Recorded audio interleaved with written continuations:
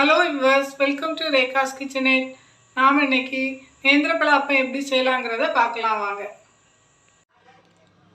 நேந்திரம்பழ அப்பம் செய்யிறதுக்கு 2 நேந்திரம்பழம், 3/4 கப் மைதா மாவு, 1/2 கப் சர்க்கரை, 1 பிஞ்ச் சோடா உப்பு, பொரிக்கிறதுக்கு தேவையான எண்ணெய்.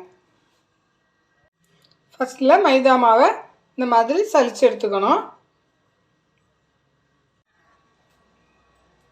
சலிச்சு எடுத்த மாவு கூட இந்த சர்க்கரையை சேர்த்துக்கலாம்.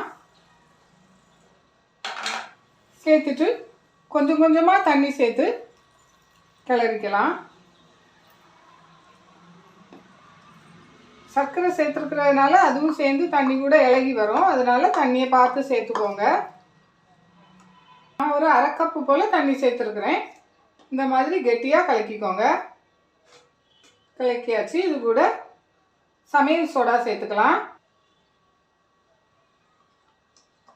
சேர்த்து நல்லா கலக்கிக்கோங்க.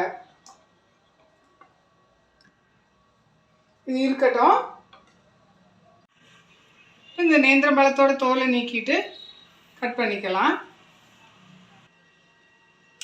இந்த மாதிரி கட் பண்ணிக்கோங்க.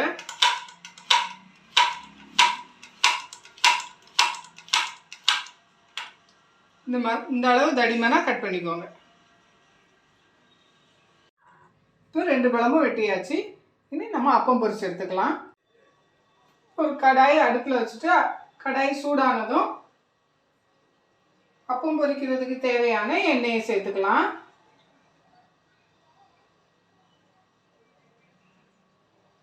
எண்ணெய் சூடாகட்டும். எண்ணெய் சூடாயிட்டா பார்க்கலாம்.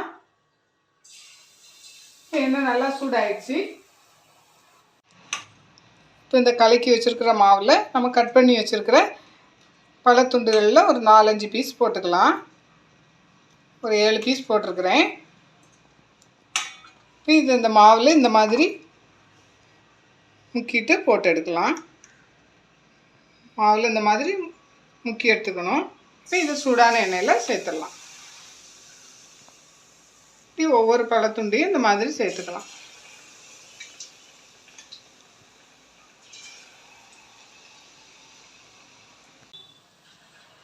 இது கூடுதலாகவே எரியட்டும். திருப்பி போட்டுக்கலாம்.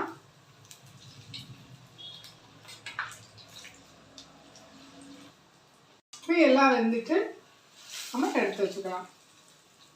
இந்த மாதிரி எண்ணெய் வடிகிறதுக்கு ஒரு டிஷ்யூ பேப்பரில் வச்சுக்கலாம்.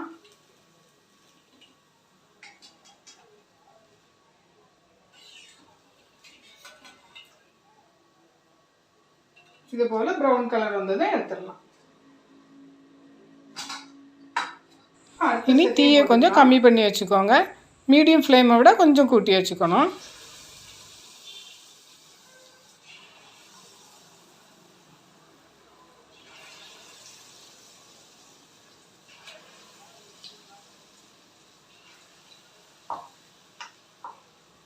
எல்லாம் பொரிச்சுட்டு பார்க்கலாம். இப்போ எல்லா அப்பமும் பொரிச்சு எடுத்தாச்சு. லாஸ்ட்டாக இவ்வளோ மாவு மீதி இருக்குது. இது ஒரு கரண்டியால் எடுத்து இந்த மாதிரி அப்பமாக பொரிச்சு எடுத்துடலாம். இதுவும் நல்லா தான் இருக்கும். அந்த பழத்தோட ஜூஸ் எல்லாம் இதில் இறங்கியிருக்கும். அதனால இந்த அப்பமும் நல்ல டேஸ்ட்டாக தான் இருக்கும்.